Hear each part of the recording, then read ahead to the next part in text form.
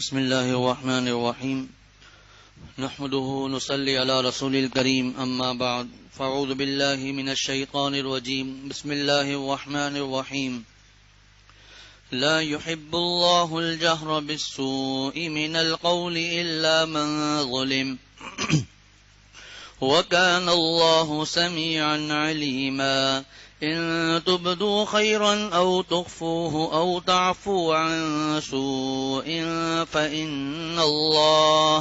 فإن الله كان عفوا قديرا۔ سورۃ النساء کی آیت نمبر 148 اور 149 کی ابھی تلاوت کی گئی ہے۔ چھٹا پارہ آج شروع ہوا۔ چھٹے پارے کا پہلے رکوع کی 2 آیتوں کی تلاوت کی گئی اور سورۃ النساء کا یہ 21واں رکوع ہے۔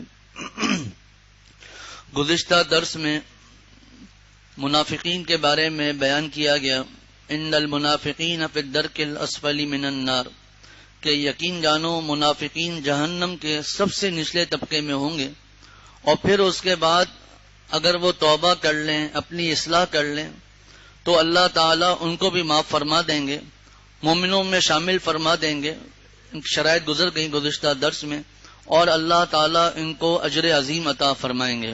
منافقین کو، جن کو کفاروں سے زیادہ عذاب دیا جائے گا، لیکن اگر وہ توبہ کر لیں تو اللہ تعالیٰ ان کی توبہ بھی قبول فرما لیں گے، اور ان کی توبہ کی شرائط گزشتہ درس میں گزر چکی۔ الا الذین تابوا واصلحوا واعتصموا باللہ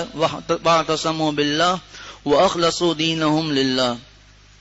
ان آیتوں میں مسلمانوں کو خطاب کیا جا رہا ہے کہ جب مسلمان آپس میں ایک دوسرے کے ساتھ رہیں تو وہ ایک دوسرے کی برائی بیان نہ کریں۔ اللہ تعالیٰ ارشاد فرماتے ہیں، لا يحب اللہ الجہر بالسوء من القول الا من ظلم۔ اللہ تعالیٰ بری بات زبان پر لانے کو پسند نہیں کرتے، الا من ظلم، مگر یہ کہ کسی پر ظلم ہوا ہو۔ اللہ تعالی بری بات کو زبان پر لانے کو پسند نہیں کرتے، مگر الا من ظلم، مگر یہ کہ کسی پر ظلم ہوا ہو۔ اور ایک ترجمہ یہ ہے کہ اللہ تعالی اس بات کو پسند نہیں فرماتے کہ کسی کی برائی اعلانیہ زبان پر لائی جائے، الا من ظلم، مگر یہ کہ اس پر ظلم ہوا ہو۔ وَكَانَ اللَّهُ سَمِيعًا عَلِيمًا، اور اللہ خوب سنتے ہیں، علیما خوب جانتے ہیں۔ ان تبدو خیرن، اگر نیک کام تم اعلانیہ کرو، او تخفوہ، یا اس کو خفیہ کرو، چھپ کے کرو، او تعفو عن سوء، یا کسی کی برائی کو معاف کر دو، فإن اللہ کان عفوا قدیرا، تو اللہ تعالی بڑے معاف کرنے والے ہیں اور پوری قدرت والے ہیں۔ جیسا کہ ابھی شروع میں عرض کیا کہ ان آیتوں میں مسلمانوں کو خطاب ہے کہ وہ آپس میں ایک دوسرے کے ساتھ رہتے ہیں تو وہ ایک دوسرے کی برائی بیان نہ کریں، بعض اور اعلانیہ طور پر برائیاں ایک دوسرے کی برائی بیان نہ کریں۔ جس کو غیبت بھی کہا جاتا ہے، چغلی بھی کہا جاتا ہے، ان کے جو کسی کی بات جو چھپی ہوئی ہے اس کو پھیلانا، یہ بھی کہا جاتا ہے۔ اب سب سے پہلی بات یہ ہے کہ یہ غیبت ہے کیا؟ تو اس میں عام طور پر لوگ یہ سمجھتے ہیں کہ کوئی آدمی موجود نہ ہو اور اس کے پیٹھ پیچھے اس کی برائی بیان کرنا، یہ غیبت ہے۔ جبکہ غیبت کا مطلب کیا ہے، غیبت کسے کہتے ہیں، اس کی تعریف آپ صلی اللہ علیہ وسلم نے خود فرمائی۔ تعریف وہ اردو والی نہیں کہ تعریف کرنا، یہ یعنی تعریف کا مطلب اس کا مطلب کہ غیبت کہتے کس کو ہیں۔ اس کو مدارس میں یوں کہا جاتا ہے غیبت کی تعریف یا فلاں چیز کی تعریف، مطلب غیبت کسے کہا جاتا ہے۔ آپ صلی اللہ علیہ وسلم نے فرمایا کہ ذکرک اخاک بما یکرہ، کہ تمہارا اپنے بھائی کا اس طرح تذکرہ کرنا جو اس کو برا لگے۔ صحابی رضی اللہ تعالیٰ عنہ نے سوال کیا کہ اے محبوب صلی اللہ علیہ وسلم، اگر وہ بات اس کے اندر موجود ہو تو؟ آپ صلی اللہ علیہ وسلم نے فرمایا تبھی تو وہ غیبت ہے، اگر وہ بات اس کے اندر موجود نہیں پھر تو وہ بہتان ہے جو غیبت سے بھی بڑا گناہ ہے۔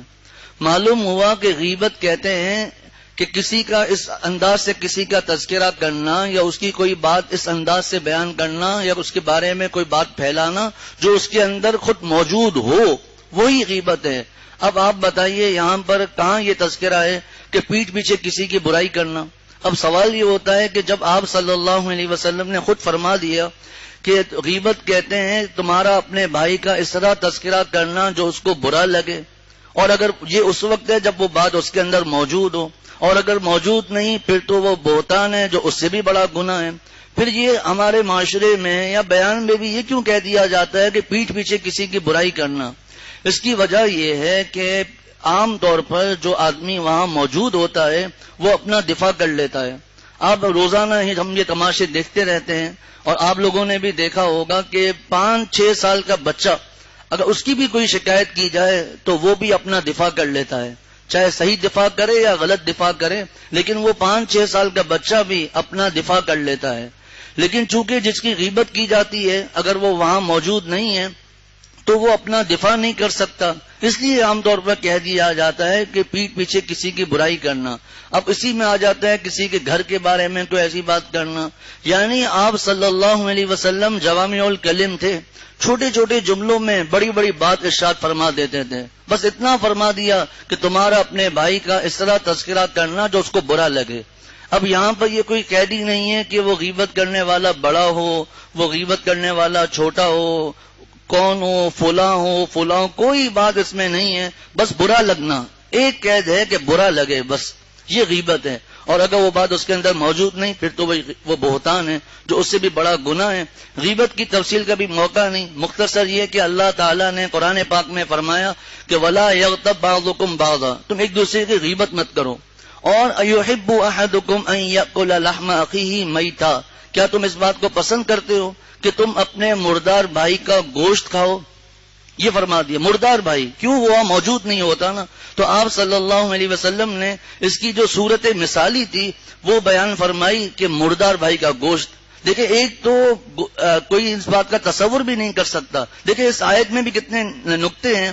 نمبر 1 مردار بھائی فرمایا، یعنی بکرا جو کھانا جائز ہے لیکن اگر وہ بھی مردار ہو تو وہ حرام ہو جاتا ہے، یعنی اپنی طبعی موت مر گیا، وہ بکرا گائے ہے کوئی جانور جو کھانا جائز ہے اپنی طبعی موت مر گئے، تو اب جو چیز حلال اور پاکیزہ تھی لیکن چونکہ وہ اپنی موت آپ مر گئے، جس کو مردار ہمارے ہاں کہا جاتا ہے، تو اس کو حالانکہ نفیس چیز ہونے کے باوجود مردار ہونے کی وجہ سے کوئی نہیں کھاتا، تو انسان کا گوشت تو ویسے ہی حرام ہے، تو پھر وہ مردار بھی ہو۔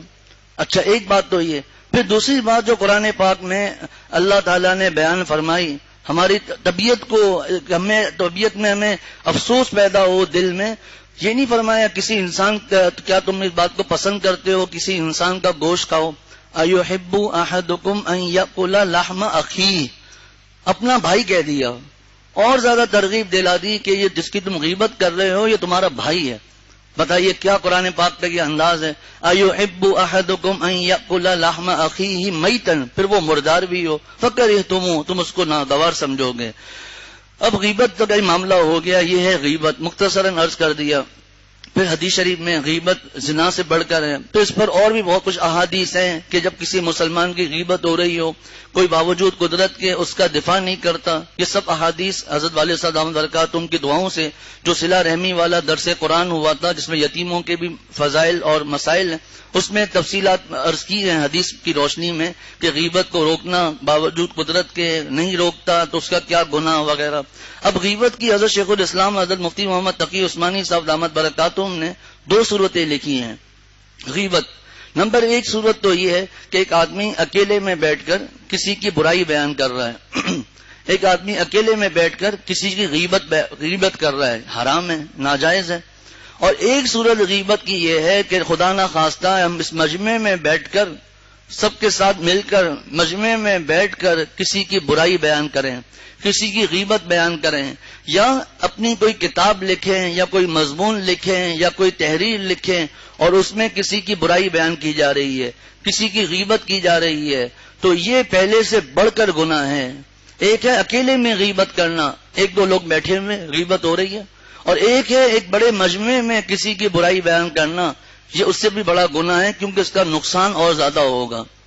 اسی کو یہ جو غیبت کا جو معاملہ ہے، اب اسی میں عیب جوئی بھی آ گئی، کسی کی بات کو پھیلانا بھی آ گیا، کسی کی غلطی ہے اس کو پھیلانا سب آ گیا، یہ ہے غیبت.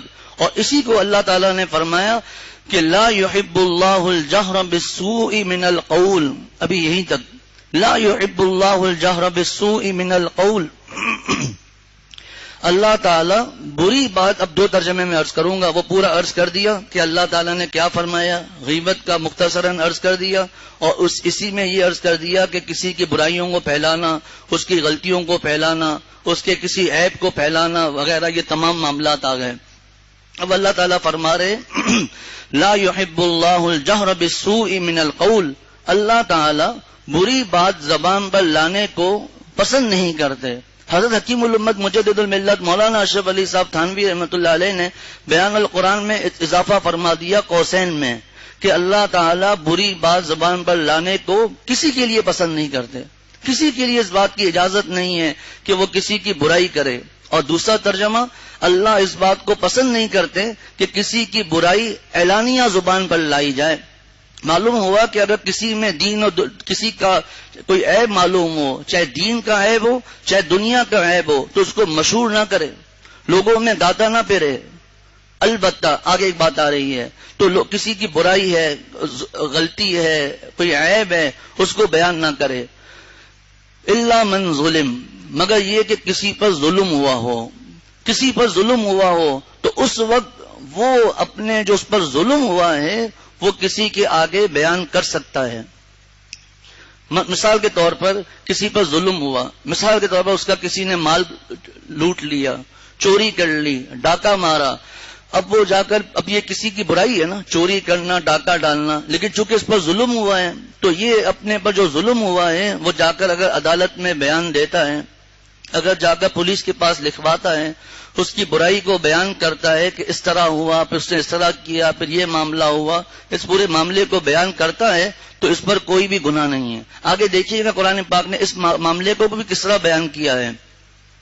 اسی طرح بعض مرتبہ ایسا ہوتا ہے کہ حضرت مفتی تقی عثمانی صاحب دامت برکاتہم نے لکھا ہے کہ ایک انسان کا دل بھر آتا ہے خاندان کے ظلم میں، ساس بہو کے معاملات ہیں، رشتہ داروں کے معاملات ہیں، دوستوں کے معاملات ہیں، کسی بھی معاملے میں کسی نے اس کا دل دکھایا ہوا ہے، اس کی جگہ جگہ برائی بیان کی ہوئی ہے، تو اپنا دل کا بوجھ ہلکا کرنے کے لیے اس میں ہمیں حضرت شیخ الاسلام صاحب دامت برکاتہم اور حضرت والد صاحب دامت برکاتہم کی بات جو حضرت والا کی ہے ملا کر عرض کروں گا. تو وہ جو اس کا دل بھر آیا ہے، اس کے دل پر بہت زیادہ بوجھ ہے، تو وہ بات کسی ایسے آدمی کے پاس آ کر کرنا جو اس کو بھڑکائے گا نہیں، جس کو ہمارے کہتے ہیں مزید آگ لگانا، اس نمک مرچیاں لگانا، ایسا نہیں کرے گا، بلکہ یہاں تو اس کا بوجھ ہلکا کرنے دے دے گا یا پھر اس کو کوئی نصیحت کر دے گا. ایسے آدمی کے پاس آ کر اپنا بوجھ ہلکا کرنے کی شریعت میں اجازت ہے. مگر بات یہ ہے جس پر ظلم ہوا ہو، جس پر ظلم ہوا ہو تو وہ اپنی بات کو بیان کر سکتا ہے. تو عام حالات میں تو اس کی اجازت نہیں کہ کسی کی برائی کو بیان کرے. اچھا، اسی طرح کہ کوئی آدمی آپ کے پاس آیا اور آ کر کہا کہ میں فلاں آدمی کو اپنے پاس، میرے پاس وہ آیا ہے نوکری کے لیے اور میں اس کو نوکری پر رکھنا چاہتا ہوں، لیکن مجھے یہ پتا چلا ہے کہ وہ پہلے آپ کے پاس نوکری کرتا رہا ہے یا پھر آپ اس کے حالات کو جانتے ہیں، آپ بتائیے وہ کیسا بندہ ہے. اب ایسے موقع پر بھی اگرچہ ظلم تو نہیں ہے، لیکن ایسے موقع پر بھی اپنے بھائی کے فائدے کے لیے اس کو صحیح حالات بتا دینے چاہیے کہ ہاں وہ میرے پاس تھا اور اس کے یہ معاملات ہیں. اگر اچھے معاملات ہیں تو ٹھیک ہے، برے معاملات ہیں وہ بھی بتا دیے جائیں. اسی طرح کوئی آدمی آپ کے پاس آیا اور کہا کہ فلاں آدمی مجھے پتا چلا ہے آپ کا دوست ہے یا آپ کے ساتھ رہا ہے، میں اپنی بیٹی یا بہن کی شادی میں اس سے کرنا چاہتا ہوں، آپ بتائیے کہ وہ کیسا ہے وہ شخص. اب اس صورت میں بھی اگر اس کی کوئی غلطیاں ہیں، غصے کا مثال تیز ہے اور کوئی ایسا معاملہ ہے غصے کا تیز ہے، مار پٹائی کرنے والا ہے، والدین سے لڑنے، جو بھی معاملات ہیں وہ معاملات صاف صاف بیان کر دیے جائیں. لیکن یہاں پر ایک بات، بہت اہم بات حضرت والد صاحب دامت برکاتہم کی میں عرض کروں گا کہ اگر وہ لڑکا ایسا ہے جس کو آپ اچھی طریقے سے جانتے ہیں، ماشاءاللہ وہ اچھا ہے، اس کے اخلاق، اس کے عادات، سب چیزیں بہت اچھی ہیں، تو اس موقع پر حضرت والد صاحب دامت برکاتہم فرماتے ہیں کہ یوں کہنا چاہیے کہ آج تک کی گارنٹی ہے، کل کی کوئی گارنٹی نہیں ہے. یہ جو آج تک میرے ساتھ جو رہا ہے 1 سال 6 سال 10 سال جو ہم ایک ساتھ رہے ہیں اور ہمارے جو معاملات رہے ہیں، میں نے اس کے ساتھ جو معاملات کیے ہیں دیکھے ہیں، ان 10 سالوں میں وہ ماشاءاللہ اچھا رہا، لیکن کل کی اپنی بھی گارنٹی نہیں ہے، تاکہ خدا نہ خواستہ کل کو کوئی ایسا معاملہ آئے تو جو جس نے بتایا ہے اس سے وہ لڑنے نہ آ جائے، بلکہ وہ کہہ دے بھائی آپ خود تحقیق کریں، میرے حساب سے تو آج تک کے حالات اچھے ہیں، حالات بگڑنے میں دیر تو نہیں لگتی۔ جب ایک مسلمان ہو کر کافر مرتد ہو سکتا ہے تو یہ تو پھر بھی دوسرے معاملات ہیں۔ تو اللہ تعالیٰ نے ارشاد فرمایا لا يحب اللہ الجہر بالسوء من القول الا من ظلم۔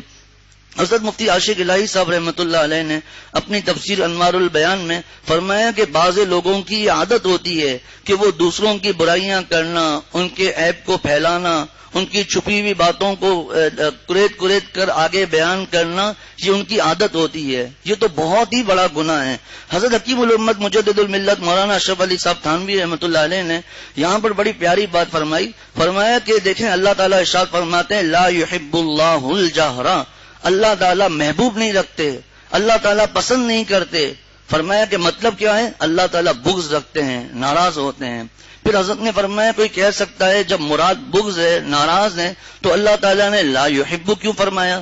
اللہ تعالیٰ پسند نہیں فرماتے؟ تو حضرت کے یہ الفاظ ہیں جو میں پڑھ کے سناتا ہوں، اشرف التفاسیر جلد نمبر 2 میں لکھا ہے، یہ وعید کیا تھوڑی وعید ہے؟ وعید یعنی کہ عذاب کا کوئی معاملہ، کوئی سخت معاملہ، یہ وعید کیا تھوڑی وعید ہے کہ لا يحب فرمایا؟ یہ تھوڑی سی بات ہے کہ حق تعالیٰ کو ناپسند ہو؟ فرمایا غور سے دیکھیں تو یہی وعید اصل ہے، اگر غور سے دیکھیں تو یہی وعید اصل ہے۔ جس کے دل میں اللہ کی محبت ہو تو اس عاشق کے لیے یہ لا يحب کا لفظ بھی مر جانے کی بات ہے کہ اللہ تعالیٰ نے فرمایا جو عاشق ہوگا اللہ تعالیٰ کا وہ اسی بات سے ڈر جائے گا کہ میرے رب کو یہ بات پسند نہیں ہے، تو فرمایا کہ اس عاشق کے لیے یہ لا يحب کا لفظ ہی مر جانے کی بات ہے۔ ہائے حضرت کے الفاظ ہیں، ہائے وہ بندہ کیسے زندگی بسر کرتا ہے جس سے خدا تعالیٰ کو محبت نہیں، واللہ مر جانے کی بات ہے۔ تو فرمایا یہ بہت بڑی وعید ہے کہ لا يحب جو اللہ تعالیٰ نے فرمایا کہ اللہ تعالیٰ بری بات زبان پر لانے کو کسی کے لیے پسند نہیں کرتے، الا من ظلم، مگر یہ کہ کسی پر ظلم ہوا ہو۔ آگے فرمایا وکان اللہ سمیعا علیما۔ بار بار یہ درس قرآن میں بات گزری ہے کہ اللہ تعالیٰ قرآن پاک میں جو حکم دیتے ہیں، جو احکامات بیان کرتے ہیں، وہ عدالت کی طرح نہیں، ملکی قانون کی طرح نہیں کہ بس آمرانہ حکم دے دیا یہ کرنا ہے بس، نہیں، بلکہ اس معاملے پر وہ جو حکم دیا ہے اس پر عمل کرنے کا طریقہ بھی آگے بیان کر دیتے ہیں، ایسے مراقبے بیان کر دیتے ہیں کہ ان باتوں پر عمل کرنا آسان ہو جاتا ہے۔ فرمایا کہ یہ آیت ایسی آیت ہے کہ اگر اس آیت کو حضرت مفتی شفیع صاحب رحمۃ اللہ علیہ نے اس آیت کی تفسیر کے شروع میں فرمایا کہ ان آیات میں سے پہلی اور دوسری آیت جو آج ہم نے پڑھی ہے دنیا سے ظلم و ظلم کو بٹانے کا ایک قانون ہے، مگر عام دنیا کے قوانین کی طرح نہیں جن کی حیثیت صرف آمرانہ ہوتی ہے، بلکہ ترغیب و ترہیب کے انداز کا ایک قانون ہے جس میں ایک طرف تو اس کی اجازت دے دی گئی کہ جس شخص پر کوئی ظلم کرے تو مظلوم اس کے ظلم کی شکایت یا کسی عدالت میں چارہ جوئی کر سکتا ہے، جو عین عدل و انصاف کا تقاضا اور انساد جرائم یعنی جرائم کو بند کرنے کا ذریعہ ہے۔ لیکن اس کے ساتھ ساتھ اور بھی معاملات آگے دوسری جگہ یہ تو یہاں اللہ تعالیٰ نے بیان فرما دیا کہ اگر تم پر ظلم ہو تو تم اعلانیہ لوگوں کو بیان کر سکتے ہو، عدالت میں جا سکتے ہو اور پولیس کے پاس جا کر رپورٹ لکھوا سکتے ہو، لوگوں کو بتا سکتے ہو، لیکن ساتھ ساتھ اللہ تعالیٰ نے یہ بھی فرما دیا کہ وَإِنْ عَاقَبْتُمْ فَعَاقِبُوا بِمِثْلِ مَا عُوقِبْتُمْ بِهِ وَلَئِنْ صَبَرْتُمْ لَهُوَ خَيْرٌ لِّلصَّابِرِينَ کہ جتنا آپ کو ستایا گیا آپ بھی اتنا ستا سکتے ہیں، بدلہ لے سکتے ہیں برابر کا۔ وَإِنْ عَاقَبْتُمْ فَعَاقِبُوا بِمِثْلِ مَا عُوقِبْتُمْ بِهِ وَلَئِن صَبَرْتُمْ لَهُوَ خَيْرٌ لِّلصَّابِرِينَ آگے صبر کی دعوت دی جا رہی ہے کہ اگر صبر کر لیں تو یہ بہت ہی زیادہ بہتر ہے، مگر فرمایا صبر کرنا اور معاف کر دینا یہ بہتر ہے۔ انصاف ظلم ہو گیا، اب بدلہ بھی لے سکتے ہیں، انصاف کے لیے بھی جا سکتے ہیں، لیکن ساتھ ساتھ بتا دیا کہ بدلہ لینا اگرچہ جائز ہے، کتنا ہمارے حضرت والا فرماتے تھے جتنا ستایا گیا ہے اتنا ہی، لیکن اس کا وہ معیار کیا ہے، وہ تھرمامیٹر کیا ہے، وہ کسی کے پاس نہیں ہے۔ ہو سکتا ہے جس نے ہم پر ظلم کیا، ہم نے سامنے بدلہ لیا، ہم بدلہ زائد لینے والے ہو جائیں۔ اور اب میں حضرت شیخ الاسلام صاحب دامت برکاتہم اور اپنے شیخ عارف باللہ حضرت مولانا شاہ حکیم محمد اختر صاحب رحمۃ اللہ علیہ کی بات ایک ساتھ عرض کرتا ہوں۔ فرمایا کہ عدالت میں جانے کی بھی اجازت ہے، وہاں جا سکتے ہیں، لیکن وہاں جا کر زیادہ سے زیادہ کیا ہوگا، وہ عدالت اس پر کوئی کیس کر دے گی، کوئی جرمانہ لگا دے گی، کوئی سزا لگا دے گی، لیکن فرمایا اس سے ہمارا کیا فائدہ ہوگا۔ فرمایا اگر ہم معاف کر دیں تو آگے جیسے قرآن پاک کی آیت میں آ رہا ہے ثواب ملے گا۔ ہمارے حضرت والا رحمت اللہ علیہ فرماتے تھے کہ اے اللہ، اگر میں نے بشری تقاضوں سے کسی کو، بشری تقاضا ایک انسان ہے، کسی نے ستایا اور میں نے بشری تقاضوں سے کسی کو بدوا دے دی ہو، اے اللہ آپ میری بدوا کو قبول نہ کیجئے، اس کو اللہ والا بنائیے، کیونکہ اگر اس کو میری بدوا لگ گئی تو میرا کیا فائدہ ہوگا، لیکن اگر وہ اللہ والا بن گیا تو مجھے خوشی ہوگی کہ میری دعا سے اللہ تعالیٰ نے اس کو اللہ والا بنا دیا۔ تو یہ حضرت نے فرمایا کہ اگر وہ آیت جس پر کسی نے ظلم کیا ہو، اگر وہ ظلم کی شکایت لوگوں سے کرے تو یہ غیبت حرام میں داخل نہیں، کیونکہ اس نے خود شکایت کا موقع دیا ہے۔ غرض قرآن نے ایک طرف تو مظلوم کو ظلم کا بدلہ لینے کی اجازت دے دی، اور دوسری طرف اعلیٰ اخلاق کی تعلیم اور درگزر اور اس کا فائدہ بیان کر دیا۔ اعلیٰ اخلاق کیا ہیں وہ آگے آ رہے ہیں۔ الا من ظلم، اب وہ بات آ رہی ہے کہ قرآن پاک کس طرح ہمیں سمجھاتا ہے۔ وَكَانَ اللَّهُ سَمِيعًا عَلِيمًا، ایک طرف بیان کر دیا کہ ویسے اعلانیہ برائی کرنا جائز نہیں، لیکن کسی نے اگر ظلم کیا ہے تو ظلم کے بقدر بیان کر سکتے ہیں۔ وَكَانَ اللَّهُ سَمِيعًا عَلِيمًا، اور اللہ خوب سنتے ہیں، خوب جانتے ہیں۔ اب تفسیر سنیے اس کی۔ وَكَانَ اللَّهُ سَمِيعًا عَلِيمًا، اللہ خوب سنتے ہیں، خوب جانتے ہیں۔ کیا مطلب؟ سمیعاً، خوب سننے والے ہیں، مظلوم کی بات اللہ تعالیٰ خوب سنتے ہیں۔ اب اس میں ایک طرف ظالم کو تنبیہ ہے، سمیعاً کا ترجمہ کیا ہے، مفہوم کیا، تفسیر کیا ہے، اللہ تعالیٰ مظلوم کی بات کو سنتے ہیں۔ اب ایک طرف تو ظالم کو تنبیہ ہے، دیکھو تم ظلم کر رہے ہو، تمہارے ظلم کی شکایت اور یہ فریاد لے کر یہ اللہ کے پاس نہ چلا جائے۔ ایک بڑی پیاری بات کسی نے کہی کہ اس بات سے ڈرنا کہ کوئی جس کو ہم ستاتے ہیں، تکلیف پہنچاتے ہیں، کہ جب وہ اللہ کے آگے ہاتھ اٹھائے تو کہیں وہ اللہ کے پاس تمہارا نام نہ لے لے، کہیں وہ اللہ کے پاس ہمارا نام نہ لے لے، کیونکہ آپ صلی اللہ علیہ وسلم نے فرمایا اتقی دعوت المظلوم، کہ مظلوم کی بدعا سے بچو، فإنه ليس بينه وبين الله حجاب، او كما قال علیہ الصلوۃ والسلام، کہ مظلوم کی بدعا سے بچو کیونکہ مظلوم اور اللہ کے درمیان کوئی پردہ نہیں۔ تحفہ خواتین میں حضرت مفتی عاشق الہی صاحب رحمۃ اللہ علیہ نے اس حدیث کی تشریح میں فرمایا کہ حدیث کے الفاظ پر غور کریں کہ مظلوم کی بدعا سے بچو۔ معلوم ہوا کہ اگر کسی نے کسی کافر پر بھی ظلم کیا ہے اس کی بدعا بھی لگے گی۔ یہاں کافر سے مراد وہ کافر ہیں جو اپنے کام سے کام رکھنے ہیں، ورنہ ہمیں اللہ معاف فرمائے بعض لوگوں کو موقع مل جائے گا کہ معلوم ہوا نعوذ باللہ جہاد کرنا جائز ہی نہیں ہے۔ وہ بات نہیں ہو رہی ہے۔ جو ہندو ہے، نصارہ ہیں، یہودی ہے، جو کیسا بھی کافر ہے، اگر وہ اپنے کام سے کام رکھتا ہے، ہمارے خلاف ہتھیار نہیں اٹھاتا، اس کی تفصیلات گزر گئی ہیں، تو ایسے کافر کو اگر اس کافر کو کوئی ظلم کرتا ہے تو اس کافر کی بدعا بھی لگے گی۔ اب ذرا دیکھیے ہماری شریعت کتنی پیاری ہے، جس شریعت میں کافر کی بدعا بھی لگ سکتی ہے اگر وہ مظلوم ہے، تو پھر مسلمانوں کی بدعا کا کیا معاملہ ہوگا؟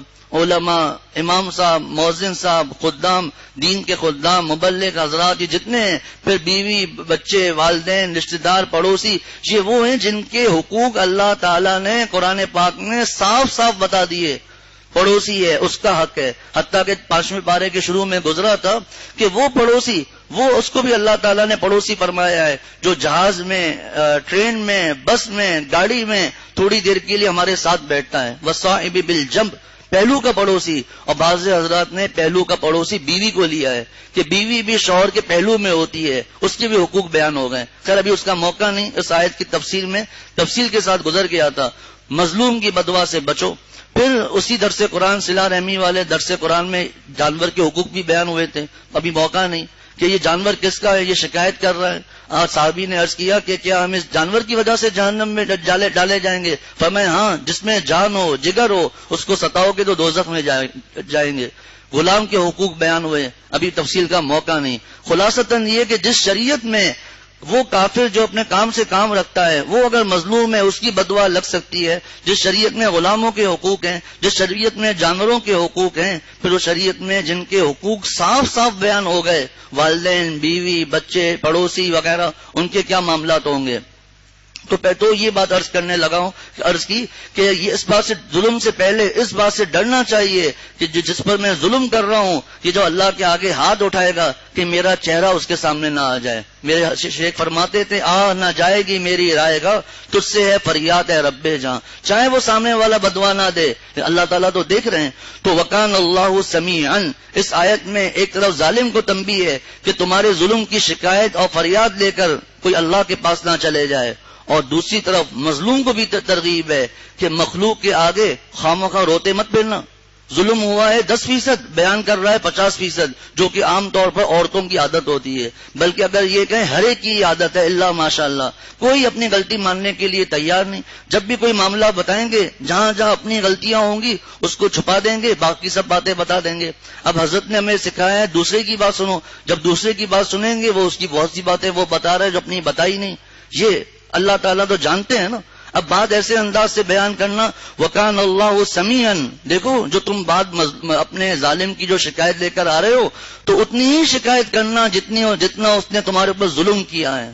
نہ اس سے کم تو کر سکتے ہو، زیادہ نہیں کر سکتے.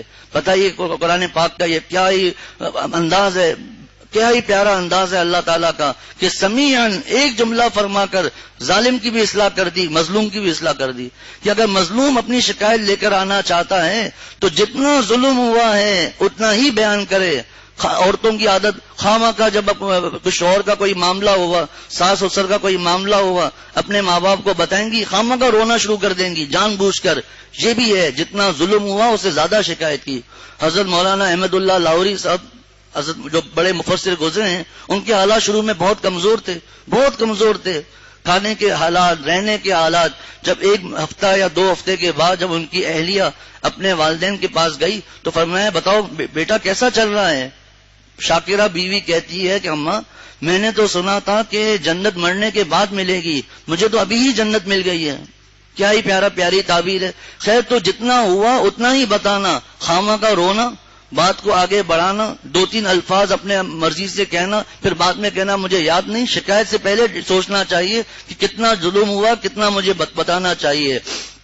تو یہ سمیع کا لفظ بڑا عجیب و غریب ہے یہاں پر کہ ایک طرف مظلوم کو تنبیہ، ایک طرف ظالم مظلوم، یہ بات فرما دی کہ مظلوم کی بات اللہ تعالیٰ سنتے ہیں، دوسری طرف ظالم کو تنبیہ ہے کہ دیکھو اللہ تعالیٰ سننے والے ہیں.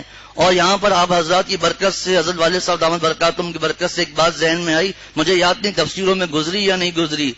چاہے اللہ وہ جو مظلوم ہے وہ اللہ کے پاس درخواست کرے یا نہ کرے، جو تم نے ظلم کیا ہے اللہ تعالیٰ اس کو دیکھ رہے ہیں، اللہ تعالیٰ اس کو سن بھی رہے ہیں. وکان اللہ سمیعا.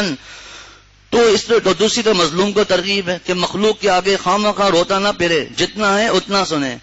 یقین رکھو اللہ تعالیٰ سننے والے ہیں. آگے فرمایا علیمن، خوب جاننے والے ہیں. یہاں پر بھی اللہ تعالیٰ نے ظالم اور مظلوم دونوں کو بتا دیا. کوئی بات زبان سے نکالے یا نکالے اللہ خوب جانتا ہے. تفسیر میں یہ جملہ، کوئی بات زبان سے نکالے یا نہ نکالے اللہ تعالیٰ نے دیکھ لیا ہے، اللہ تعالیٰ کو پتا ہے یہ معاملہ. اور دوسرا اس میں دوبارہ یہی بات ہے کہ مظلوم کو بھی خلاف واقعہ بات کہنے کی اجازت نہیں ہے، اللہ تعالیٰ خوب جانتے ہیں. یہ تو ہو گیا ایک اجازت. پہلی بار اب تک کیا گزری کہ عام طور پر اعلانیہ کسی کی برائی نہیں کرنی، لیکن کسی پر اگر ظلم ہو گیا ہو، کسی کو ستایا گیا ہو، تو وہاں پر جو جتنا ظلم ہوا ہے اتنا ہی بات کہنے کی اجازت ہے. لیکن آگے اللہ تعالیٰ ارشاد فرماتے ہیں جو میں نے شروع میں عرض کیا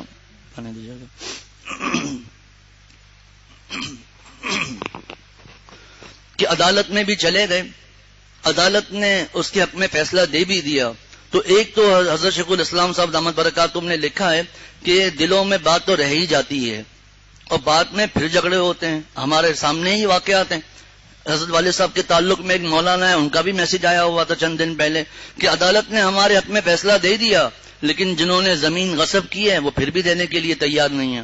لیکن یہاں میں یہ نہیں کہہ رہا کہ کسی نے زمین غصب کی ہم کیس بھی نہ کریں، یہ بڑوں کی باتیں ہیں، ہمارا یہ معاملات نہیں. یہ تو اپنے مفتی صاحبان سے بزرگان دین سے مشورہ کر کے ہمارے اس موقع پر کیا کرنا چاہیے. ایسا تو نہیں ہے کہ 10 لاکھ کی زمین ہے اس کے لیے 30 لاکھ کا خرچہ کر دیا, تو وہ معاملات الگ ہیں, لیکن فائدہ نہیں ہوتا عام طور پر. بہتر یہ ہے کہ معاف کر دو, جو آگے انشاءاللہ اس پر آئے گا کہ 3 درجے ہیں. ایک ہے کہ جس نے ستایا اس سے بدلہ لینا. حضرت مولانا ادریس کاندلوی صاحب رحمت اللہ علیہ نے لکھا ہے یہ ضعیفوں کا درجہ ہے. جو کمزور درجے کے مسلمان ہوں ان کا یہی معاملہ ہے کہ جب کوئی ظلم کرے تو اس کو لوگوں میں بیان کر دے, اپنے دوستوں سے دل میں نہ رکھے, اپنے دل کو ہلکا کر دے. کسی نے ستایا تو اتنا شریعت کے دائرے میں رہ کر بدلہ لینے کی اجازت پوچھ کر. دوسرا درجہ ہے کہ اس کو معاف کر دینا. یہ اس سے بڑے اللہ والوں کا معاملہ ہے, اور اس سے بھی بڑے اللہ والے جو کاملین ہیں ان کا معاملہ یہ ہے کہ وہ احسان بھی کر دیتے ہیں.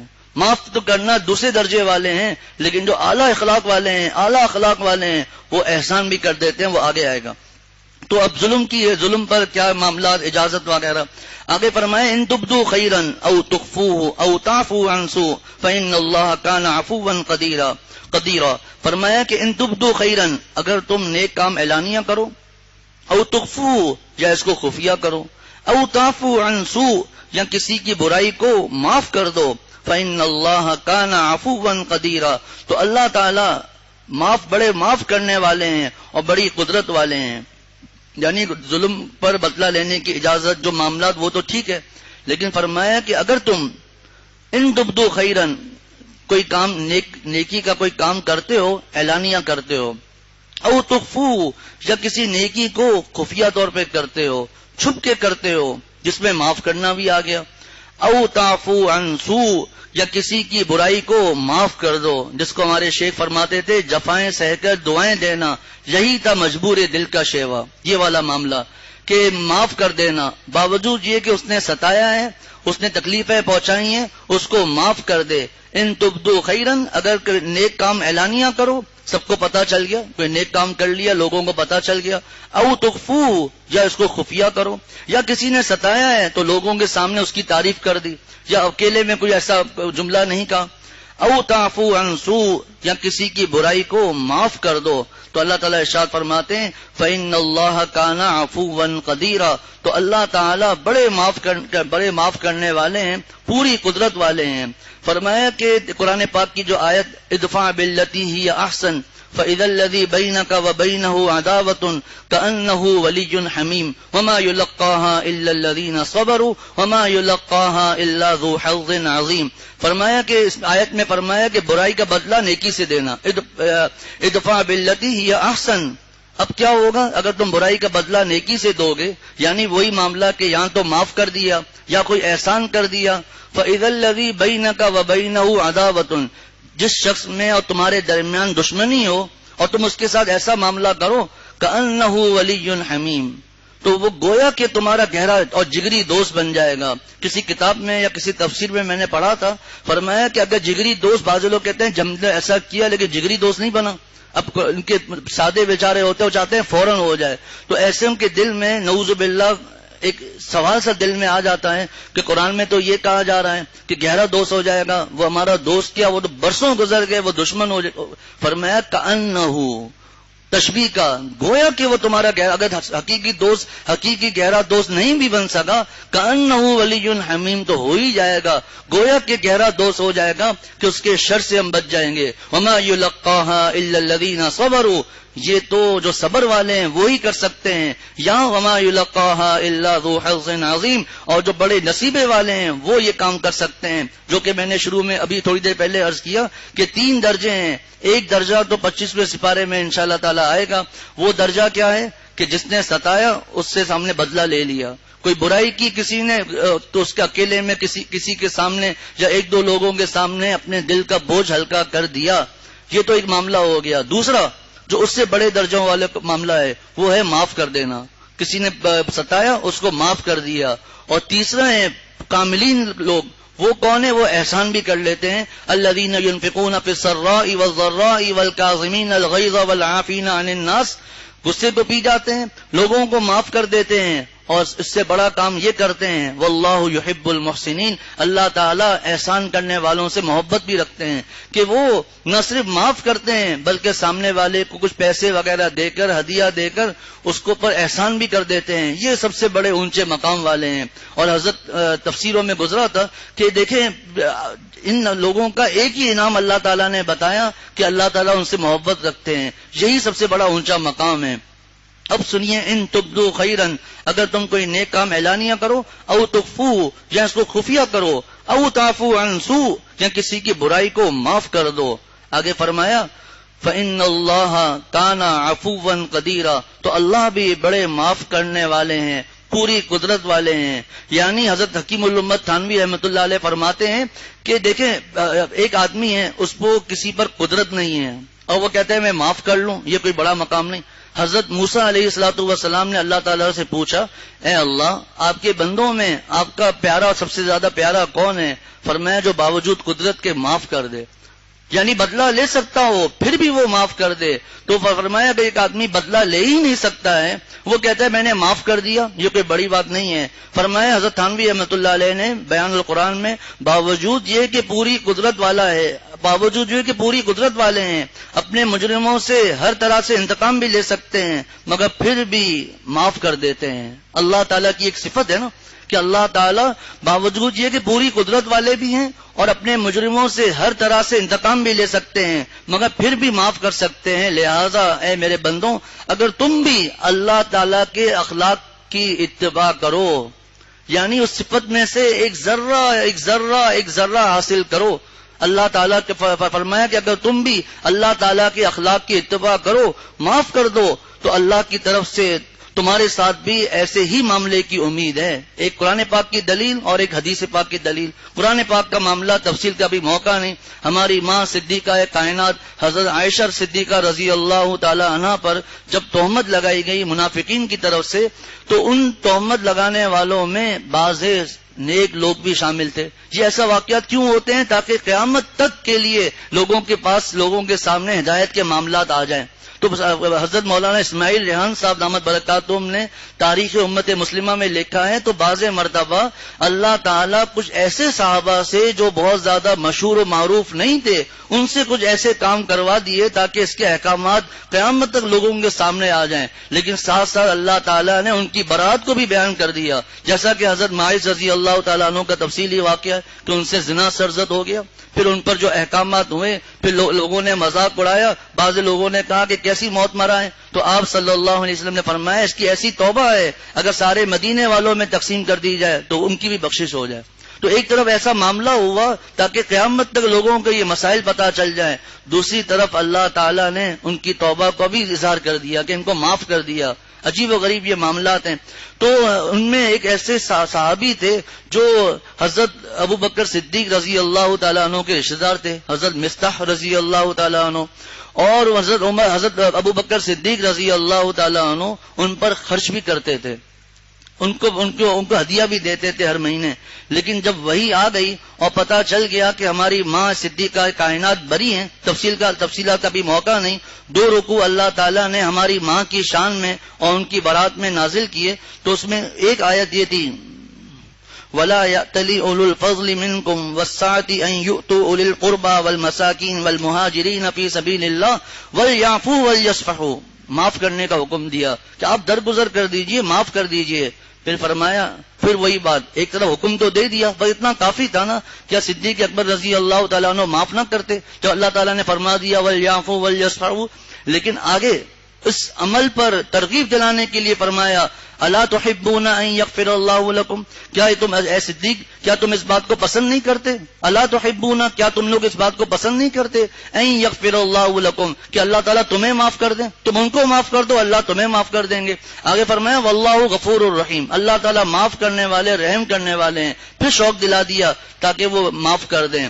حضرت صدیق اکبر رضی اللہ تعالیٰ عنہ نے وہی نہ صرف معاف کیا بلکہ احسان بھی کیا کہ پہلے سے زیادہ وظیفہ جاری کر دیا پہلے جتنا دیتے تھے اس سے زیادہ وظیفہ جاری کیا اور عرض کرنے لگے میں اس بات کو پسند کرتا ہوں کہ اللہ تعالیٰ مجھے معاف فرمائے. اسی طرح ایک حدیث شریف کی ایک روایت میں آتا ہے کہ ایک پچھلی آپ صلی اللہ علیہ وسلم نے فرمایا کہ پچھلی قوموں میں ایک آدمی تھا تاجر، اس نے دکاندار سمجھ لیں آج کل، اس نے اپنے نوکر سے کہا کہ دیکھو جو تمہیں کھوٹا سکہ دے تم اس کا کھوٹا سکہ قبول کر لینا. دراہم ہوتے تھے چاندی کے، بعض کھوٹے سکے ہوتے تھے ان کی قیمت کم ہوتی تھی، تم اس کو قبول کر لینا.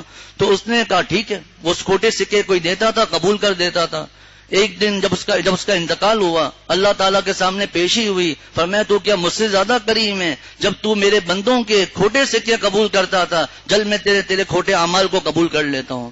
لیکن پھر وہی بات آ جائے گی، یہ ہم ایسا نہیں کریں گے جو جعلی نوٹ دے رہا ہے اس کو قبول کر رہے ہیں، ایسا ہمارے لیے معاملات نہیں. یہ حضرت والد صاحب شاید کل ہی فرما رہے تھے کہ یہ ہمیں یہ جوش لانے کے لیے تاکہ ہم بھی کچھ ایسے اعمال کر لیں. یا ہم کیا کر سکتے، جیسے ایک صحابی نے جب اللہ تعالیٰ کے رسول صلی اللہ علیہ وسلم نے خرچے کے فضائل بیان کیے تو ایک صحابی رضی اللہ تعالیٰ عنہ آئے اور آ کر عرض کیا کہ محبوب صلی اللہ علیہ وسلم میرے پاس تو کچھ بھی نہیں ہے، میں کیا صدقہ کروں؟ پھر کہنے لگے میں اپنی قوم میں بڑا عزت دار سمجھا جاتا ہوں، میں اپنی عزت کو صدقہ کرتا ہوں، آج کے بعد کوئی مجھے گالی دے برا بلا کہے تو میں اس کو کچھ بھی نہیں کہوں گا. اللہ تعالیٰ نے ان کا یہ عمل قبول کیا.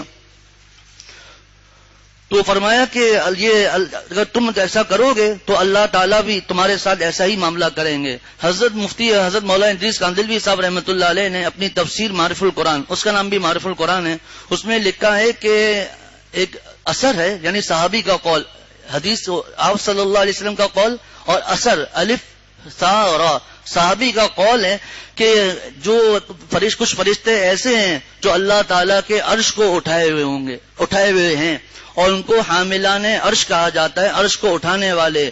ان کی تسبیح کیا ہے؟ بعض کہتے ہیں سبحانک علی حلمک بعد علمک، سبحانک علی عفوک بعد قدرتک.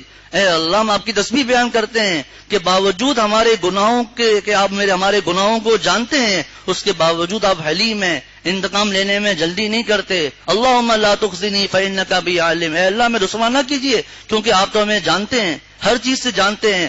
اور دوسرے بعض فرشتے کہتے تھے سبحانک علی عفوک بعد قدرتک. اے اللہ آپ کی ہم تسبیح بیان کرتے ہیں کہ باوجود قدرت کے آپ ہم سے درگزر کرتے رہتے ہیں. تو یہ اللہ تعالیٰ کی ایک صفت ہے کہ اللہ تعالیٰ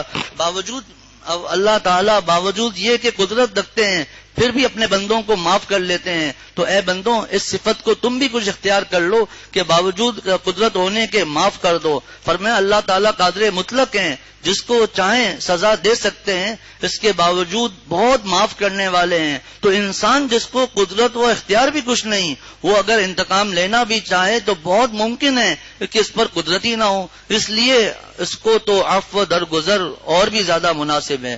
اللہ تعالیٰ ہم سب کو عمل کی توفیق عطا فرمائے. تو ان تبدو خیرن او تخفوہ، اگر تم نیک کام اعلانیہ کرو، او تخفوہ یا اس کو خفیہ کرو، او تعفو عن سوء یا کسی کی برائی کو معاف کر دو، تو فإن اللہ کان عفوا قدیرا. یا حضرت تھانوی رحمۃ اللہ نے جملہ کا اضافہ کیا، اب وہ میں اس اضافے کو بھی پڑھوں گا. تو اللہ تعالیٰ بھی معاف کرنے والے ہیں، پوری قدرت والے ہیں. اس بھی کا بھی اپنا ہی مزہ ہے کہ اللہ تعالیٰ نے تمہیں بھی یہ موقع دیا ہے کہ باوجود قدرت کے تم معاف کر لو اور اللہ تعالیٰ کی صفات کی اتباع کر لو. اللہ تعالیٰ ہم سب کو عمل کی توفیق عطا فرمائے. وآخر دعوانا ان الحمدللہ رب العالمین. یہاں پر ایک بات اور بھی ہے، بعض حضرات اس آیت کو سمجھتے نہیں ہیں. ایک عالم نے کسی عالم سے کہا کہ فلاں عالم نے اس طرح مجمع میں ایک انسان جس کا انتقال ہو چکا ہے اس کی برائی بیان کی ہے، حالانکہ آپ صلی اللہ علیہ وسلم نے تو منع فرمایا ہے کہ مردوں کو برا بلا مت کہو. تو ایک تو ہے غلط برائی بیان کرنا، ٹھیک ہے آپ کی نظروں میں یہی برائی تھی اور واقعی انہوں نے ایسا کیا تھا، اس کی تو شریعت میں اجازت نہیں. ان عالم نے ہو کر یہ آیت پڑھ لی، لا يحب اللہ الجہر بالسوء من القول الا من ظلم. یہ اس کی تفسیر نہیں ہے. یہ بعض لوگ اپنے جو مطلب ہوتا ہے اس کو بھی نعوذ باللہ قرآن پاک سے بیان کرتے ہیں. اس کا مطلب وہی ہے کہ اس طرح مجمع میں اب کسی نے مجھے ستایا ہے، اب اس طرح کے مجمع میں اس کی برائی بیان کر رہا ہوں اور دلیل قرآن پاک کی آیت دے رہا ہوں، یہ جائز نہیں ہے. اس کا مطلب یہی ہے کہ کچھ لوگوں میں آ کر اس کو بیان کر دیا، اس کا فتنہ پھیل نہ جائے. کوئی ڈاکو ہے، کوئی فتنہ ہے، کوئی مثال قادیانی مبلغ آ گیا اپنا دین کے اپنے فاسد مذہب کی وہ پھیلا رہا ہے. اب اس کو بیان کرنا کہ وہ فلاں قادیانی ہے یا فلاں جو آدمی ہے قرآن پاک کی غلط تفسیر بیان کرتا ہے تاکہ اس کے فتنے کو روکا جائے، یہ اس آیت میں ہے. یا کسی اور انداز سے، یا کسی نے ستایا ہے، واقعی دل پر بوجھ ہے، تو ایک آدمی کے سامنے وہ بیان کر سکتے ہیں، لیکن نہ بیان کرے تو وہ افضل ہے.